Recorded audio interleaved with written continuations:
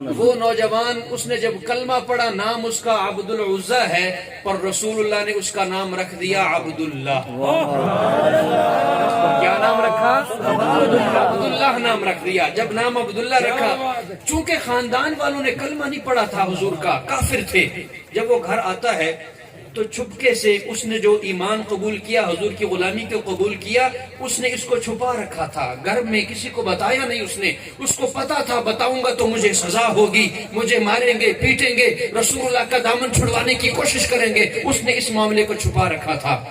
بالآخر ہوا کیا، گھر میں جب نبی پاک کا نام لیا جاتا تھا کسی بھی وجہ سے، تو وہ اگر لیٹا ہوتا تو ادب سے بیٹھ جاتا۔ سبحان اللہ۔ اس نے نہ محبت دے نال بہ جانا، اگر بیٹھا ہوندا ہے تے جناب حضور دا نا آنا، حضور دی کوئی بات ہونی تو اس نے بڑے ادب نال سننی۔ گھر والے نو نہ شک ہو گیا۔ وہ بابا جی خادم رضوی فرماندے ہوندے سن رحمت اللہ تعالی علیہ کہ گل وچ ہو رہے انہاں کہ بھی اے جڑا اٹھ کے بیٹھ جاندا ہے نا جنا، حضور دا نام آندا ہے تے اٹھ کے بیٹھ جاندا ہے، بیٹھا ہوئے تے ادب نال بیٹھ جاندا ہے، بڑے محبت نال سندا ہے، گل کوئی ہے، بات کوئی ہے جو یہ بیٹھ کے سنتا ہے، اتنے محبت سے سنتا ہے۔ ہوا کیا، چچا زاد بھائی تھے، اس نے کہا کہ عبدالعزہ مینوں لگدا ہے تو محمد کدھر کلمہ تے نہیں پڑھ لیا؟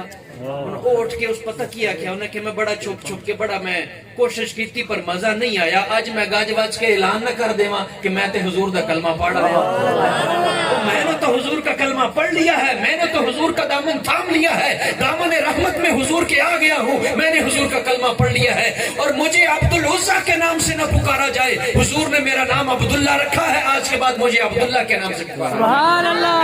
غلام چچا آئے، مارنا پیٹنا شروع کیا، گھر والوں نے، خاندان والوں نے، حضور کو چھوڑنا پڑے گا، اتنا مارا کہ ماں نے چھٹکے سے اہل خانہ کو یہ مشورہ دیا کہ میرا پتر جو عبدالعزہ ہے نا، یہ بڑا حیا والا ہے، یہ بڑا شرم والا ہے، بڑا یہ حیا والا ہے، اگر اس کا ہم لباس اتار دیں گے تو یہ لباس اتارنا پسند نہیں کرے گا، حضور کا دامن چھوڑ دے گا، یہ اتنا حیا والا ہے۔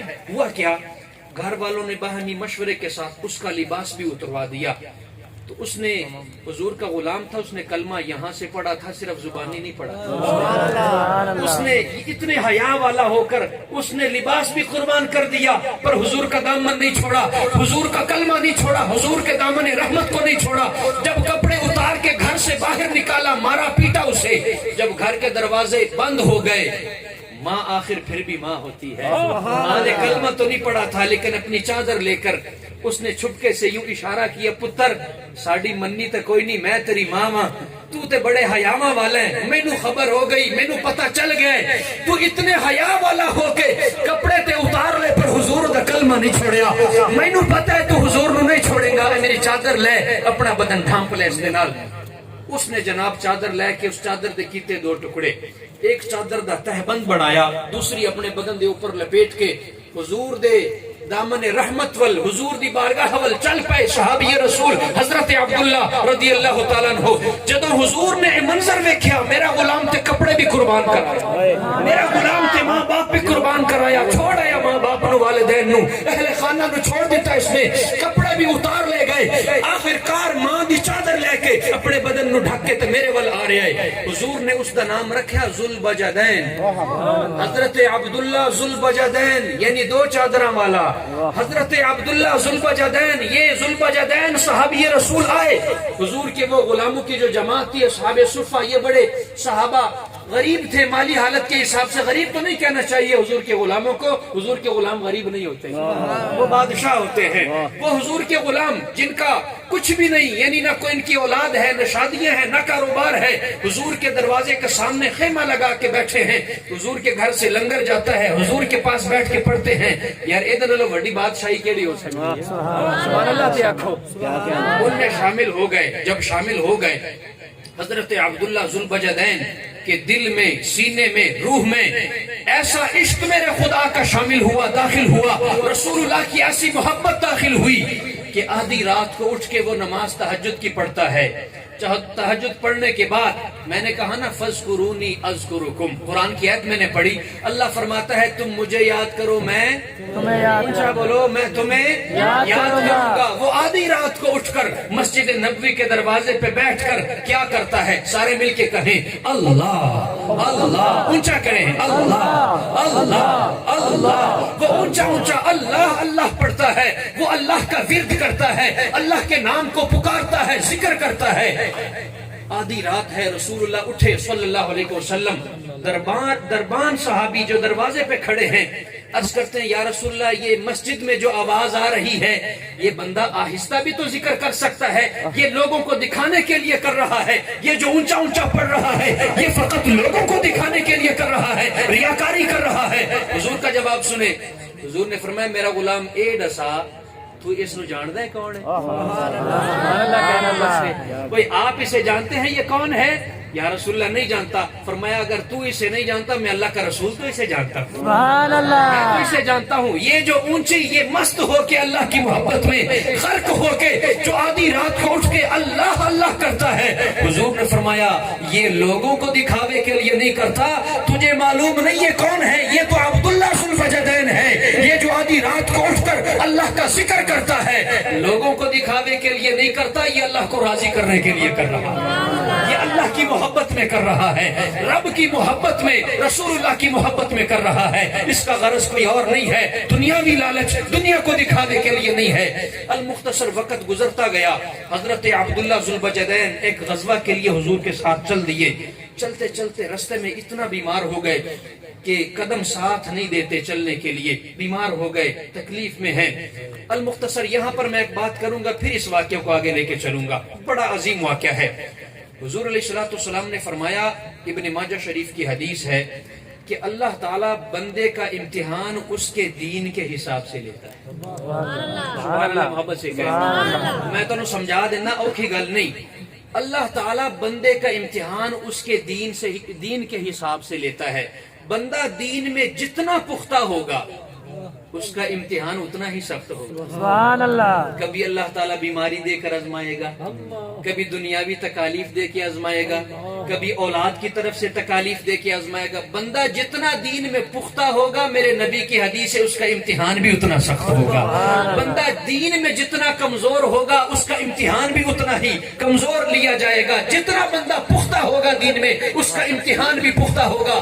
میرے نبی نے یہاں تک فرمایا کہ زمین پر چلتے پھرتے اس سے جب امتحان میرا رب لیتا ہے، تکالیف دیتا ہے، اس کو ایسا کر دیتا ہے کہ زمین پر چلتے پھرتے اس کے وجود پر، بدن پر کوئی گناہ نہیں رہتا، گناہ نہیں رہتا۔ امتحان لیتے لیتے اللہ تعالیٰ اس کو ایسے کر دیتا ہے۔ المختصر سماعت کریں، حضرت عبداللہ ذو الوجدین کا امتحان، والدین کو چھوڑنا پڑا، گھر بار چھوڑنے پڑے، شاہانہ زندگی وہ سب کچھ چھوڑنا پڑا، صرف چادر ماں کی ملی، اس سے بدن کو ڈھانپا، حضور کی بارگاہ میں آ گئے۔ اتنے بیمار ہوئے، صحابہ عرض کرنے لگے یا رسول اللہ ہم تو جا رہے ہیں غزوہ کے لیے، لیکن عبداللہ ذو الوجدین اتنے بیمار ہیں کہ ہمارے ساتھ آگے چل نہیں سکتے، ہمیں معلوم ہوتا ہے کہ ان کی آخری سانسیں چل رہی ہیں۔ حضور نے فرمایا اگر آخری سانسیں ہیں تو پھر ایسے کرو، اس نے نہ میرے ساتھ بڑی وفا کی ہے، اس نے میرے ساتھ بڑی وفا کی ہے، بڑی محبت کی ہے، اس نے ماں کو چھوڑ دیا، باپ کو چھوڑ دیا، گھر بار چھوڑ دیے، کپڑے تک قربان کر دیے، چادر لپیٹ کے آیا تھا یہ، اب اس طرح کرو، میری یہ چاہت ہے، حضور فرما رہے ہیں کہ گود میری ہو، سر میرے غلام عبداللہ ذو الوجدین کا، گود میری ہو، سر اس کا ہو، چہرہ میرا ہو، آنکھیں اس کی ہو، اس نے میری محبت میں جو سب کچھ قربان کر دیا تھا آج اسے انعام دے رہا ہوں، اٹھاؤ عبداللہ ذو الوجدین کو، میری گود تک لے کے آ جاؤ۔ حضرت عبداللہ ذو الوجدین کو اٹھایا گیا، آخری سانسیں لے رہے ہیں، حضور کی گود ملی، حضور کی گود میں سر رکھ کر نظریں اٹھا کر رسول اللہ کے چہرے انور کی طرف وہ عبداللہ ذو الوجدین تک رہے ہیں، رسول اللہ اس کی طرف دیکھ رہے ہیں، وہ رسول اللہ کی طرف دیکھ رہا ہے۔ دیکھتے دیکھتے والضحیٰ کے مکھڑے کو اس کی آنکھیں بند ہو جاتی ہیں، روح پرواز کر جاتی ہے۔ حضور فرماتے ہیں میرے غلاموں یوں کرو، غسل دینا تمہارا کام ہے، کفن دینا رسول اللہ کا کام ہے۔ سبحان اللہ، اس کو غسل دو، کفن میں اپنے ہاتھوں سے دوں گا، جنازہ بھی خود پڑھاؤں گا، لحد میں بھی خود اتاروں گا۔ صحابہ عرض کرتے ہیں یا رسول اللہ غسل تو ہم دیں گے، کفن کے لیے کیا پہنائیں گے؟ کفن کے لیے کپڑے کا انتظام۔ حضور نے فرمایا جب یہ گھر سے نکلا اس نے کپڑے قربان کر دیے تھے, کپڑے اتروا لیے گئے, آج ان کپڑوں کے بدلے میں انعام کیا دے رہا ہوں یا رسول اللہ کیا انعام ہے؟ حضور نے فرمایا میں اپنی چادر اسے دے رہا ہوں, میں اسے اپنی چادر دے رہا ہوں, انعام میں اپنی چادر دے رہا ہوں, کفن کے لیے میری چادر اسے پہنائی جائے گی. جب غسل دیا گیا حضور نے اپنی سونی چادر عطا کی, پہنا دی گئی.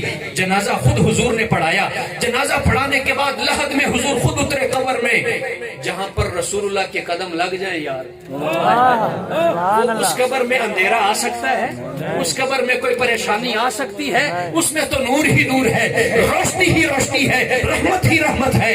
حضور خود جلوگر ہوئے, حضور نے یوں نوری نوری ہاتھ اٹھائے, فرمایا اے میرے یار ابو بکر و عمر, اٹھانا تمہارا کام ہے, قبر کے سپرد کرنا رسول اللہ کا کام, میرے تک لے کے آؤ. اے ابو بکر و عمر تم لے کے آؤ. رسول اللہ کے دو یار سچے غلام حضرت عبداللہ ذوالبجدین کو اٹھاتے ہیں, حضور نوری نوری ہاتھ اٹھاتے ہیں, یوں اپنے ہاتھوں سے لحد میں اتارتے ہیں.